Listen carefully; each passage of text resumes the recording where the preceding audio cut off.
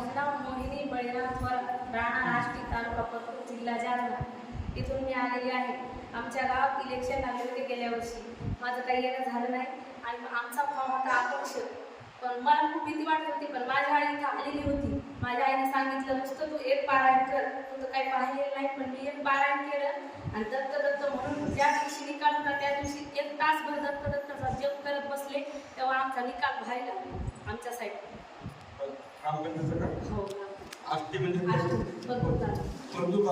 काहीच माहित नव्हतं. फक्त माझ्या आईने मला सांगितलं. माझ्या आईचा अनुभव. पारायण केलं का? पारायण केलं. ताई सांगताय आष्टी तालुका परतूर जिल्हा जालना येथून आलेले आहे. त्या सांगताय तिथं ग्रामसेवक माझा शिष्यच होता की आष्टी. काय नाव होतं? काळेले होते. काळेले होते. अण्णाव काळे होते किंवा गोरे होते. तर ते सांगताय की मी निवडणूक लढवण्यासाठी माझ्या आईचे आशीर्वाद घेऊन